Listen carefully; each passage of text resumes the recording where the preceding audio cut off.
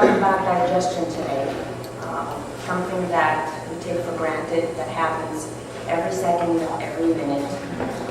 Whether you're eating something or not, because if you're not consuming enough, if you're consuming too much, if you're starving, the body's function is always to try to absorb nutrients into our body. So I gave some of those books around, and it shows you the digestive system.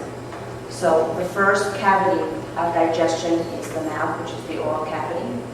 And the oral cavity, the food gets tossed around. You already start digestion when you think of food, when you see food, when you smell food. You already feel the sensation of the saliva in the mouth. The food gets turned around, gets softer, goes into a bolus, and goes to the back of the mouth, which is the oropharynx. From there it goes down to where the trachea is, which is the windpipe.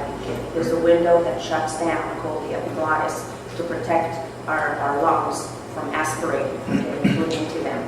The food thereafter goes into the esophagus. The esophagus is all the organs of digestion are propelled by peristalsis, which is the contraction by a muscle called the smooth muscle. So the esophagus is a long tube. It's about 10 inches long, and it has little rings in every couple of centimeters that allows for the peristalsis of the food to go down the esophagus. When the esophagus reaches its end, there's a little ring called a sphincter, and it opens up and the food goes into the stomach. The function of the stomach is to take in food, hold it, and send it out. Once the food comes out of the stomach, it goes into another sphincter where the food goes into the small intestine, which is the biggest cavity that allows for the digestion of food, where everything is cut up into even smaller pieces and then it's absorbed into the bloodstream and into the rest of the body. So the intestine is this long rope, and the intestine, the small bowel, are about 20 to 22 to 24 feet long. It's very, very long, because that's where most of digestion takes place. So from the small intestine, so we have the esophagus, the mouth, esophagus, the stomach, this long, big, stretchy thing, okay? And then we have the colon. And the colon, believe it or not, is only about 10 feet long. So the colon stretches around this way, all around, and ends in the rectum and out the anal canal. Okay, so everybody thinks the colon is the biggest part of the digestive system, but it's actually the small bowel. So people that have had small bowel resections, whether they've had Crohn's or ulcerative colitis, or they had a gunshot wound, or they had an infection that perforated the bowel. When you lose a part of the small bowel, there's a big consequence, because you lose a lot of electrolytes, you lose a lot of vitamins that are crucial for life. So while this digestion takes place, it starts at the mouth, at the cavity of the mouth. There's the salivary glands, which release saliva. The saliva has enzymes that start the process of digestion. It goes into the esophagus, into the stomach, where there's a hormone called gastrin that is necessary for production of the gastric cells to release more enzymes for the digestion. Then you have the pancreas, which sits right on top of the stomach, right about here. It almost looks like a large feather. Then you have the liver, which is triangular, and right below it you have the gallbladder.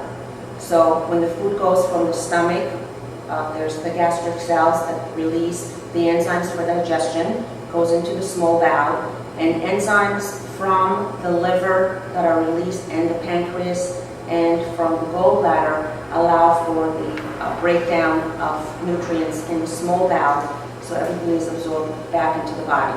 So when we eat, what happens? So proteins. Proteins are the necessity of life, the major molecule of life. Everything that we have is made of proteins. Daily necessity of proteins are 40 to 60 grams a day. Proteins are needed for cell production, for damage, and repair.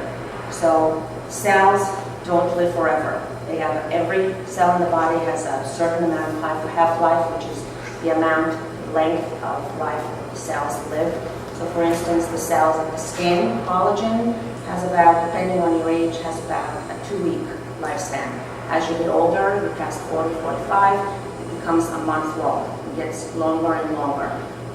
Red cells have a half-life of about 125 days. So people give blood, they always fear that they're going to become anemic and they're not going to make any more production of cells, when in fact, your body constantly makes and it breaks down. So when you eat something that's proteinaceous, proteins, because they are a necessity of life, they spend the most time in the stomach for breakdown.